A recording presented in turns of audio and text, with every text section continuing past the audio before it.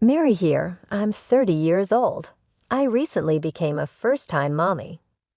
I'm learning how to balance all that comes with taking care of a baby at this wonderful yet demanding period. While I was thrilled to be spending my first few days at home with my infant child, they were also very demanding. I understood that having a kid would make things different, but I had no idea how difficult it would be to take care of my son, manage the house, and physically recuperate from giving birth. At home, everything was a little disorganized. The dishes were frequently left in the sink for longer than I would have liked, and laundry was mounting. I was always rushing about trying to take care of my infant, so it was difficult for me to find time for myself. One afternoon, as I was trying to soothe my baby who was weeping, the doorbell rang. I was taken aback to see my mother-in-law, Janet, waiting at the door as I hadn't anticipated her presence. As soon as she entered our living room, I saw that she was focusing on the mess. The toys strewn all over the place, the clutter, and the dirty dishes in the kitchen. I hadn't had time to clean up, so it wasn't exactly how I wanted her to view our house. Janet gave me a glance, and I could see concern mixed with judgment in her eyes. Janet replied, "I thought I'd come by to check on you," as she walked cautiously over a baby toy that was lying on the ground. "Jerry mentioned you might need some help." I said, "Thanks, Janet," attempting to sound composed despite how overwhelmed I felt. "Things are a bit crazy right now, but we're managing." Janet appeared unconvinced. I felt even more self-conscious when she entered the kitchen and heard the sound of dirty dishes clanking against one another. She said sternly, "Looks like you could use more than just a little help. Look at this mess. Do you intend to raise my grandchild in this manner?" Her comments heard, and I experienced a wave of simultaneous emotions, including worry, grief, and resentment. Even though I was making every effort to stay up, it felt like nothing I was doing was adequate at that particular time. Attempting to pull my son closer to me, I said, "I'm doing the best I can," as though attempting to avoid her criticism. Janet grumbled, obviously unimpressed. "Mary, being a mother is about prioritizing, and right now it looks like you aren't prioritizing anything properly." Before I could finish my sentence, my husband Jerry entered the room. He saw the tension immediately and attempted to diffuse it. He came to my support and said, "Mom, Mary is doing an amazing job. It's been really tough, especially with the baby not sleeping well." Janet didn't calm down. Instead, she gave Jerry a serious glance. "You have to explain to her what's crucial in this situation. Being responsible involves more than simply keeping the house tidy. She isn't upholding the expectations of her family." Jerry appeared to be caught in the midst. Unsure of what to say, he glanced at his mother and then back at me. "Mom, let's postpone this for now. Mary is still getting better," he stated. But Janet interrupted him. She raised her voice and remarked, "That's precisely the time when discipline needs to be taught. She will benefit more in the long run if she learns how to manage things now. You can't treat her too lightly." Jerry thought for a moment before stating, "Maybe you're right, Mom," which shocked me. Perhaps Mary really must learn the hard way. It was like though my spouse had punched me in the stomach. Considering how hard I was trying, I was shocked that he would support his mother. Janet nodded emphatically, as though she'd won the debate, saying, "Show her that this kind of behavior can't be tolerated." She shoved Jerry in my direction. I was feeling so overwhelmed at the time. It wasn't only the physical tiredness or the disarray in the house. It was also the sense that those who were meant to be my supporters were passing judgment on and misinterpreting me. Even though I was trying my hardest and that motherhood was difficult enough, Janet seemed to need more. I learned that day how crucial it is to surround yourself with people who are sympathetic to the struggles faced by new mothers. It's about trying your best, even when things feel overwhelming, and surrounding yourself with people who encourage you rather than depress you. It's not only about keeping the house tidy or upholding family standards. Jerry's palm brushed my cheek before I could even blink. Loud and startling, the boom reverberated around the room. I will always remember that instance, a boundary that ought to have never been crossed. I held our baby boy close, his cries mixing with the sound of my racing heartbeat. "Jerry, what are you doing?" I managed to ask through tears. The pain from the slap was nothing compared to the pain of betrayal. I couldn't believe this was happening. "This is for your own good, Mary," Jerry said, his voice flat and empty. He didn't even look me in the eyes. "You need to learn." The room fell silent. The only sound was the soft whimpers of our son. Jerry glanced at me, his face showing a mix of frustration and embarrassment, but it didn't feel like an apology. Janet, his mother, stood there with a stern expression, not saying a word, but her presence alone was enough to make things worse. She didn't move, didn't flinch. She just stood there, watching as if she had expected this to happen. What was supposed to be a visit to help me had turned into something else entirely. Instead of support, I got judgment, and now this slap that shook my entire world. It was like everything I thought I knew about family was crumbling around me. As Janet prepared to leave, she whispered something to Jerry at the door. I couldn't hear all of it, but her smug look and Jerry's troubled face told me it wasn't anything kind. I could feel the coldness in the air, and it made my heart sink even more. That night, after the chaos of the day, I rocked my son to sleep, trying to soothe him as much as myself. But the fear and dread wouldn't leave me. What was supposed to be a loving family now felt like something else entirely. It felt like I was being judged, like I was on trial, and I was failing in their eyes. As I held my son close, I made a decision.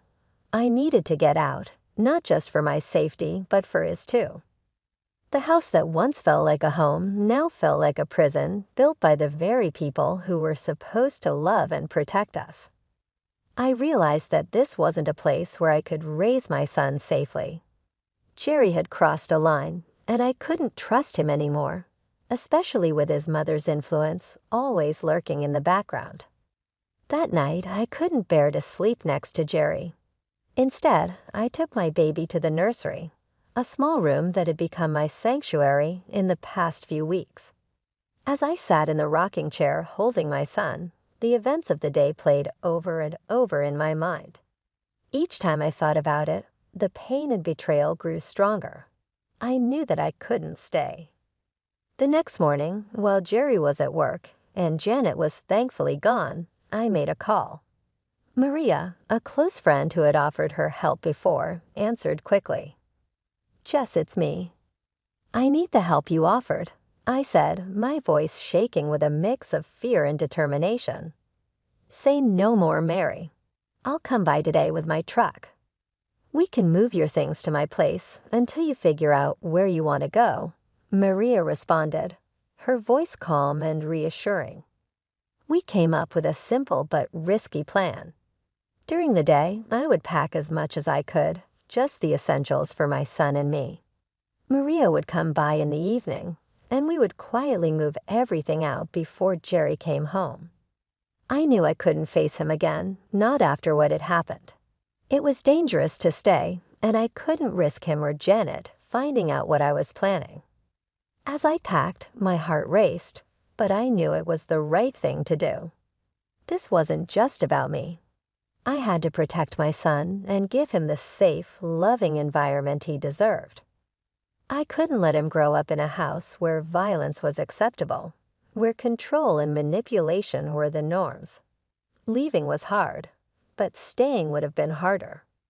This was the beginning of a new chapter for us, one where I could finally breathe, and my son could grow up in peace.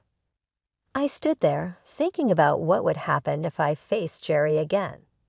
He might try to apologize, or worse, Janet might convince him to continue controlling me. I couldn't let that happen. I knew I had to leave. All day as I packed my things, every baby outfit and toy felt heavy with memories. I couldn't stop thinking about the life I had imagined, the family I had wanted to build with Jerry. But the sharp memory of Jerry's slap and Janet's cold, judgmental eyes reminded me that staying wasn't an option anymore. By late afternoon, most of my things were packed into boxes. I hid everything in the garage, trying to stay calm and focused. Maria, my best friend, arrived just as the sun began to set. Her arrival felt like a glimmer of hope in what had been one of the hardest days of my life. "Are you ready?" Maria asked as she stepped inside, looking at the boxes and bags scattered around. "As ready as I'll ever be," I replied, holding my baby boy a little closer to my chest. I had to do this for him, for both of us. We moved quickly, loading everything into our truck. We worked silently but efficiently, as if we had done this 100 times before. The last room I packed was the nursery. It had been my little sanctuary, the only place in the house where I had felt safe and at peace. I took one last look around, saying a quiet goodbye to the life I had dreamed of having with Jerry, but I knew now that this dream was over.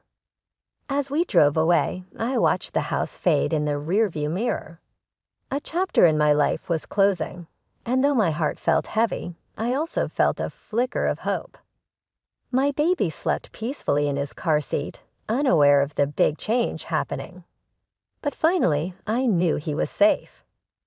This was the first night of our new life, a life where fear and manipulation no longer had control over us. When we arrived at Maria's place, I felt a wave of relief. Her home was filled with warmth and safety, a stark contrast to the oppressive feeling that had taken over my own home. Being there made me even more determined to make sure Jerry and Janet couldn't hurt us again. I realized that simply leaving wasn't enough. I needed to ensure that they couldn't twist the story in their favor or ever put someone else through what I had experienced. I started by reaching out to family and friends, pretending I just wanted to catch up. During these conversations, I carefully gathered bits of information, slyly recording any mentions of Janet's controlling behavior or Jerry's strange willingness to follow her lead. Some people were hesitant to talk, but many hadn't realized how deep Janet's manipulation ran. Over time, I began to collect text messages, voicemails, and even recorded calls that painted a clear picture of what was really happening behind closed doors. The most valuable piece of evidence came when I managed to record a video of Janet coaching Jerry on how to control me. Her words made it clear that this wasn't about concern or love. It was about power and control. Once I had gathered enough evidence, I decided it was time to confront them. I chose a family gathering hosted by Jerry's sister. It was a neutral place with plenty of family members present. Some of them had already hinted that they were uncomfortable with the way Janet dominated the family, so I hoped this would be the right time and place to reveal the truth. On the day of the gathering, I was nervous. My hands shook and my heart raced, but I knew this had to be done. I arrived with Maria by my side, her support giving me the strength to go through with it. As I walked into the room, I could feel the tension. People greeted me with quiet murmurs, but everyone seemed to know something was off. Word about Jerry and Janet's behavior had spread through the family, and even the relatives who lived far away had heard rumors. After the initial greetings, I took a deep breath and prepared myself for what was to come. It was time to show everyone who Jerry and Janet really were and to finally take control of my life again. I stood up, my hands shaking, but my voice was steady. "I have something important to say," I began as everyone in the room turned to look at me. I could feel all eyes on me, but I knew this had to be done. It's about Jerry and his mother Janet, and how their actions have affected not just me and my son, but the whole family. Jerry looked shocked, and I could see the fear in his eyes as he tried to stop me. "Mary, let's not do this here," he said, trying to interrupt. But I didn't back down. "No," I replied, pulling out my phone. "This is not just a personal issue." I connected my phone to the Bluetooth speaker, and the room fell silent. The recordings began to play. Janet's cold, controlling voice telling Jerry how to handle me, and Jerry's hesitant agreements. It was all there, plain as day, their plans to fix my behavior. The reactions in the room were immediate. Some people looked shocked, others disgusted. Jerry's aunt, who had always been kind to me, looked heartbroken. She turned to Janet, her voice shaking.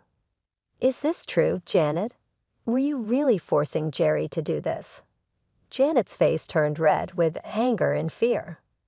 "These are taken out of context," she snapped, trying to defend herself, but it was too late. Jerry's cousin, who had been quietly observing until now, stood up.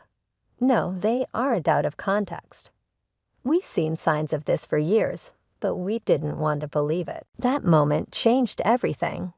Family members began to speak up, sharing their own experiences with Janet's controlling ways.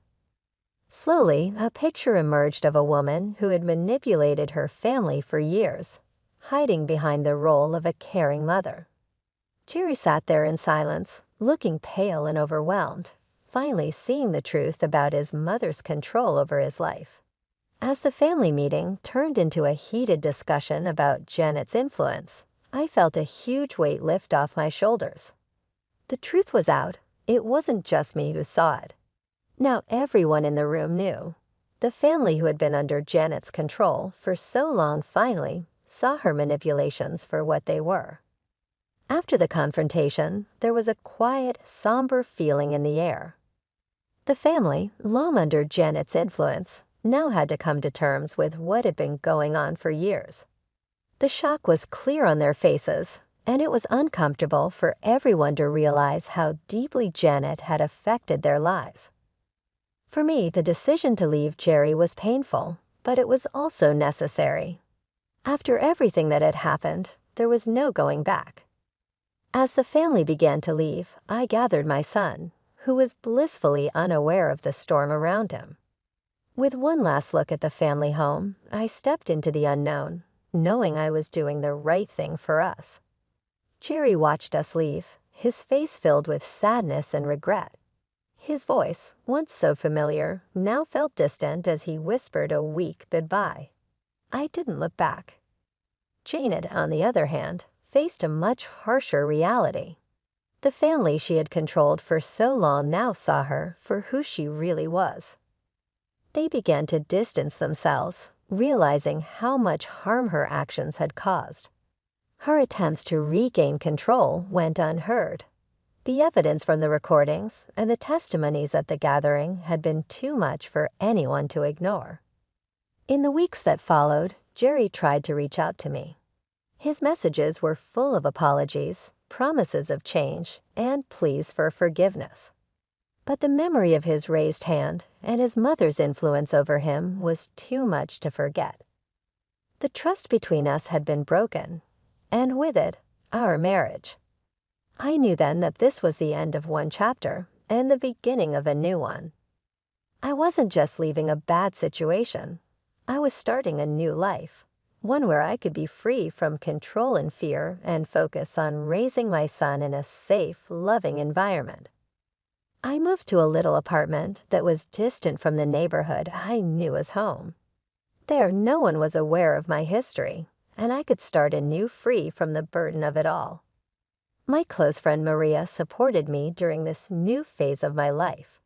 Her assistance was much appreciated as I worked to create a life that felt secure for my kid and me. My days were straightforward yet very intentional. I devoted much of my time to my son's care and to gradually reassembling my life. The mending process hurt more than I anticipated at times, and it wasn't always simple or quick. Even though I didn't always feel like I could handle everything that had happened, I was able to go on because I was free to choose without worrying about being dictated to or tricked. It seemed like an opportunity for a new beginning, to live life as I saw fit. I began attending therapy, where I was taught how to get over my emotional scars. In order to feel less alone, I also attended support groups for single moms, where I was able to connect with people who had experienced similar things. The shattered bits of my former self started to reassemble over time. But I had changed. I was stronger and more resilient than I had ever been. I was now capable of defending my own interests and shielding my son from danger. My son's laughter became my compass, enabling me to get through the most trying times. I was ecstatic to watch him develop and reach new heights. Every tiny victory gave me greater hope for the future. I noticed that as he gained mobility in speech, my confidence increased as well. I was learning how to be a fearless woman, a mother, and how to create a secure and caring household. A year had elapsed before my eyes after several months of waiting. One evening, I took a seat in our comfortable living room after putting my kid to bed. It was stuffed full of his toys and drawings, mementos of the contented life we were creating together. I couldn't help but notice how much progress we had made. Though it wasn't as intense as it had been in the past, the agony of the past was still present, like a shadow. The promise of fresh starts shone brightly, and I found strength in my son's unwavering love and in the encouragement of friends like Maria. I realized that night, while sipping my tea, that I was finally ready to tell my tale. In order to write about the experiences I had experienced, I established a blog. It was not only for myself, it was also for other people who could be facing comparable difficulties. I wanted to reach out and let others who were being abused or manipulated know they weren't alone. With each blog post I published, I moved closer to being someone who could help others and further away from the victim I once was. Thinking back on my trip, I saw that I had developed into an advocate. I was speaking out against the type of manipulation and control I had previously been subjected to because I had discovered my voice. My narrative was one of tenacity, of rising above adversity and finding strength inside. Now that I've told you my tale, I want to leave you with a thought-provoking question.